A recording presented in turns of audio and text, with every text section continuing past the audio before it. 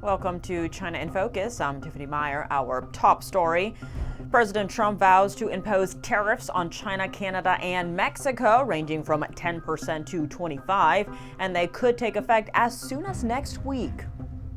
We're talking about a tariff of 10% on China based on the fact that they're sending fentanyl to Mexico and Canada.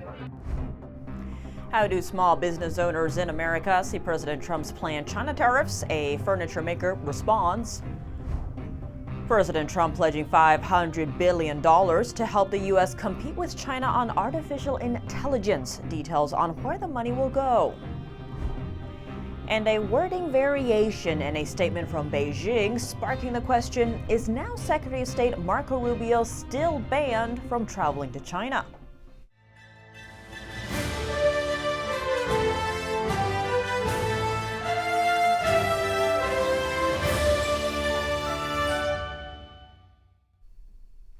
President Trump Tuesday said he is considering adding 10% tariffs on China as early as next Saturday. Trump also threatened to impose 25% tariffs on Canada and Mexico. Here's the president speaking from the Oval Office. Take a listen. We're talking about a tariff of 10% on China based on the fact that they're sending fentanyl to Mexico and Canada.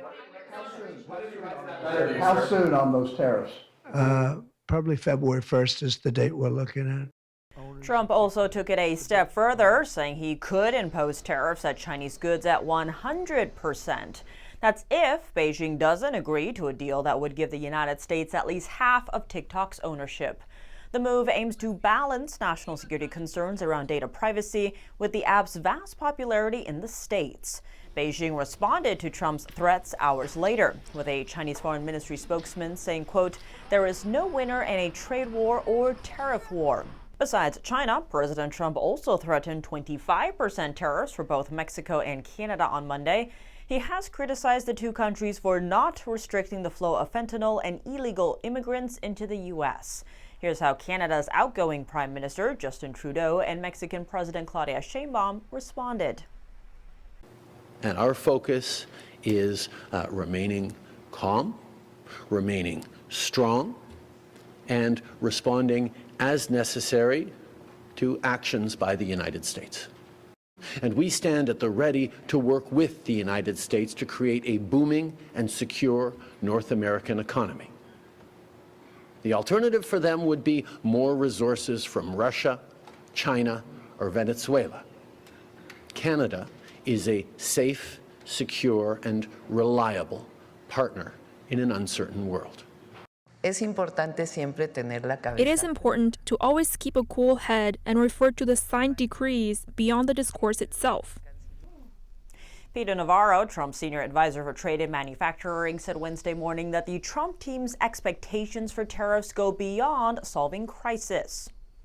One thing I want everybody to get tracking now on is that in our view, tariffs are tax cuts. Tariffs are tax cuts. Liz, one of the great charts the president loves to show is the one that shows tariffs as a percentage of revenue versus income taxes over time. And prior to 1913 and the introduction of the income tax, tariffs were how we had prosperity and security in America. And then we went to the income tax and tariffs flatlined. President Trump has said he's looking to use tariffs to generate more domestic revenue. He also said he might visit China this year, having talked to Chinese leader Xi Jinping last week. President Trump announcing a $500 billion investment to help American AI development compete with China. U.S. tech giants OpenAI and Oracle are teaming up with Japan's SoftBank to build new AI infrastructure. NTD's White House correspondent Iris Tao has the details. Trump says the money coming in shows a rising level of confidence in the U.S., and the CEOs say Trump is the reason why they're investing in it. This monumental undertaking is a resounding declaration of confidence in America's potential under a new president. As you said yesterday, this is the beginning of golden age. of America. We wouldn't be able to do this without you, Mr. President. AI data centers are costly to run as they will require a large amount of water, electricity, and honestly a lot of chips to keep them running. And Trump says, though, that a huge investment is necessary as China is also pouring in money on top of AI and that the U.S. needs to compete with it. What we want to do is we want to keep it in this country. China is a competitor. This is money that normally would have gone to China or other countries, but in particular China in total. And the previous administration has also made it a priority to stay ahead of China in the AI arms race. And Trump today said that he's keeping President Biden's executive order to open up federal lands to build data centers. So Trump also talked about a variety of topics in answering questions from reporters. And one of the big revealing things that he said was what his plan is for TikTok. He pointed out that TikTok without a permit to operate in the U.S. will be worthless. And he proposes that someone should buy TikTok and the U.S. gets half of it, and in return, the U.S. would give it a permit. It's worthless if it doesn't get a permit. It's not like, oh, you can take the U.S. The whole thing is worthless. With a permit, it's worth like $1 trillion. So what I'm thinking about saying to somebody is buy it and give half to the United States of America, half, and we'll give you the permit. And they'll have a great partner, the United States. And Trump was also asked about if he's open to Elon Musk potentially buying TikTok. Trump says yes, if Elon Musk wants to. And President Trump also says that he wants the young vote from the app. Of course, he has talked about before the national security concerns tied to the app, given the app Chinese ownership.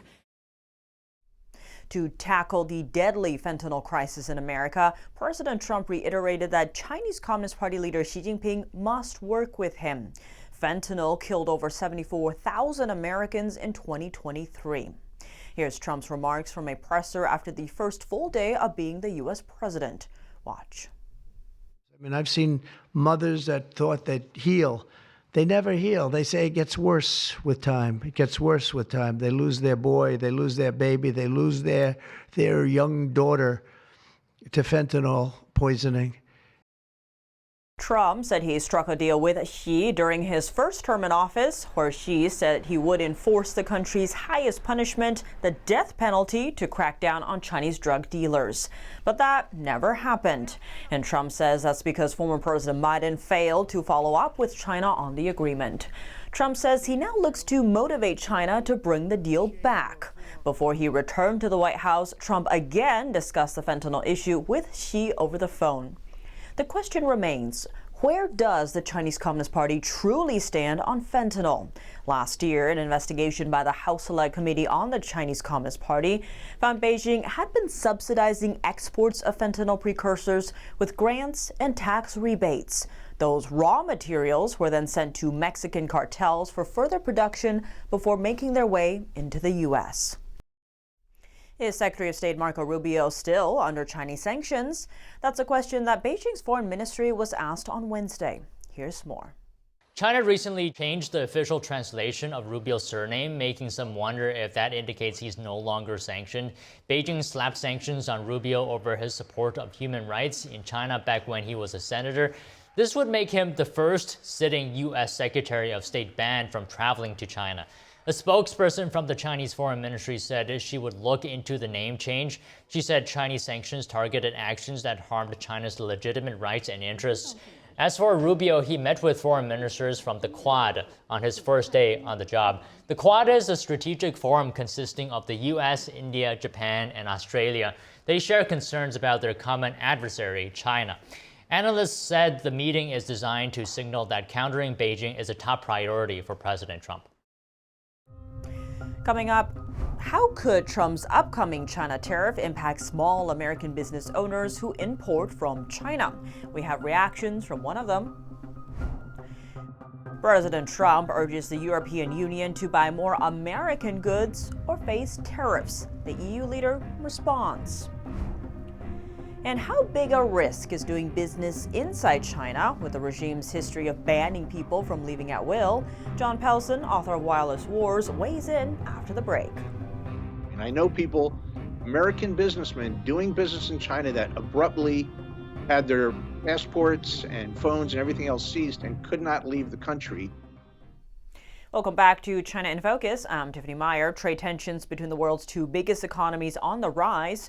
President Trump said Tuesday he plans to impose a 10% tariff on Chinese imports in a little over a week. What do Americans have to say about the plan? We have reactions from the owner of an American company that makes children's furniture. Here's more. Children's furniture maker Joe Louis Shammy has been in business for over 50 years. He's passionate about the impact he makes on families' lives. I love my business. I love what I do. I love the people that I help. Delta Children was established in 1968 by his father, Louis Shammy Sr. The younger Shammy recalls some of the changes in trade policy he's seen over the years, particularly with China. It's funny, way back when President Nixon opened up the doors to China, the American government came to us and asked us to go to China with them on some of the first delegations. So my father went to China. My father and brother Sam went to China. We took in 600. Despite the impact tariffs might have on his business, Shammy says he understands the reasons behind Trump's strategy. It's very important that we bring back as much American manufacturing as we can to America. And it's very important that we are not dependent on any one country for essential products, for families, for America, for our defense, and more. That's the most important thing I can say. Shammy still worries, though. During Trump's first term, he had to raise the prices of his cribs that were made in China. These are 100% made in America. However, certain parts do come from Canada, as well as Asia and Mexico sometimes. And if those are tariffed, so that will raise the price of the mattress, even though they are made by American workers 100%. Tariffs can be a pain for Shammy, but he's hopeful for Trump's second term. I think when President Trump comes in, there's going to be a emphasis on helping businesses like myself, family businesses, grow. And I'm very happy that President Trump is coming in, and we hope that we have opportunity to work with the administration on growing our business and growing other family businesses like ourselves. Not 10 cents. Trump on Tuesday vowed to hit the European Union with tariffs. He also said his administration was discussing a 10% punitive duty on Chinese imports due to the flow of fentanyl from China to the U.S. via Mexico and Canada. Andrew Thomas, NTD News. President Trump vowed to reduce the U.S. trade deficit with the European Union, either through tariffs or increased energy exports. He addressed this at the White House Tuesday. The European Union is very, very bad to us. They treat us very, very badly. They don't take our cars. They don't take our cars at all. They don't take our farm products, essentially. They're going to be in for tariffs. Ursula von der Leyen, head of the European Union, responded to the tariff threat by reaffirming that the U.S. remains one of the EU's closest partners. She says no economies are as integrated as ours, with the U.S. and EU trade totaling $1.5 trillion, or 30% of global trade. Von der Leyen also emphasized that the EU is committed to open discussion and cooperating to protect common interests. One of the big issues for U.S.-China relations is Taiwan. The Chinese leader has vowed to take the island under control by force if necessary. That's despite the Chinese regime never having ruled Taiwan. On the U.S. side, the Navy is readying for potential war with China. And the timeline for that readiness is just over 2 years if Beijing decides to invade Taiwan. What could happen if China takes the island? John Pelson, author of Wireless Wars, shares his insight. Now, with the talk of tariffs and also China's own sluggish economy and the recent expansion of their counter-espionage law that could make usual business practices seem like a threat to national security under Chinese law, and also the threat of arbitrary detention, what changes might we see in terms of U.S. businesses doing business in China? Boy, I talked to people about trips to China and investments in China, and the tenor has completely changed in the last year or so. First of all, there's recognition that you're totally subject to their whims. When China started holding former diplomats without recourse, even access to their own consular services, people realized that there's a new regime now in how this is being handled. The use of exit visa bans, basically where they don't allow you to leave the country. And I know people American businessmen doing business in China that abruptly had their passports and phones and everything else seized and could not leave the country, never really given good reasons or given kind of unlikely reasons why they were being held before they were finally released. This is a scary thought for anyone who's used to having access to proper, courts and knowing what the laws are.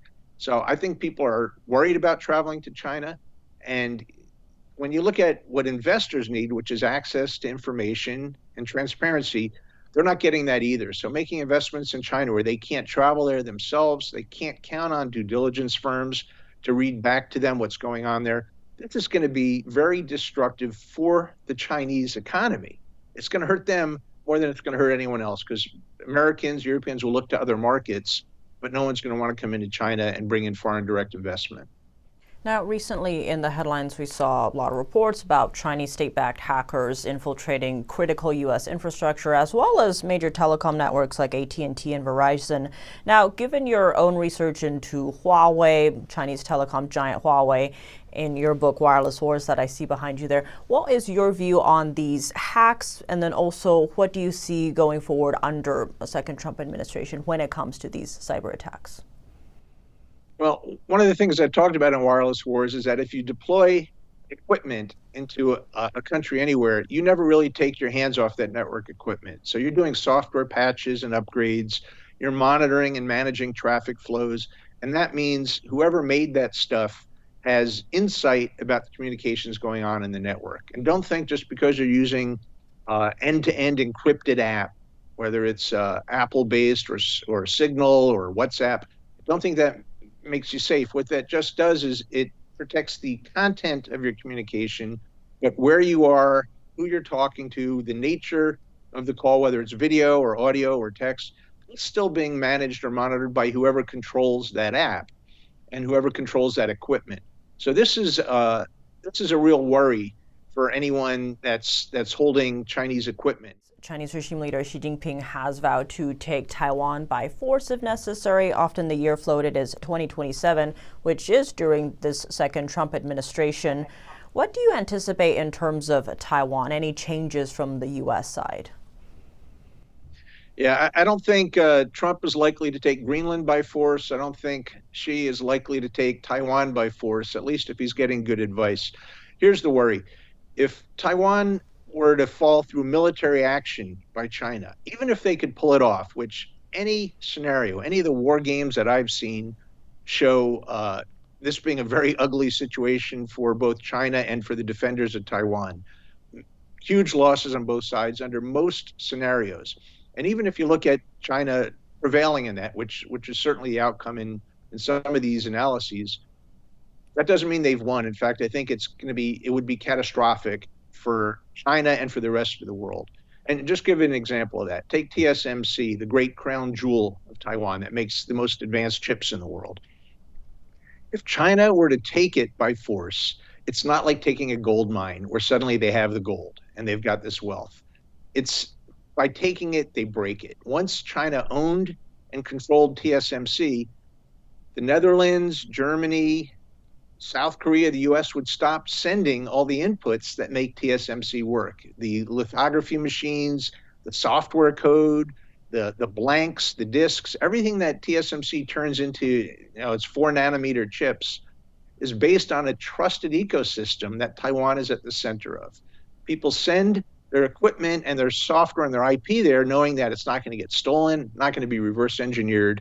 The instant it's controlled by the CCP, people have to stop cooperating and TSMC basically goes away. That would be catastrophic for everybody. They're too important for the world to lose.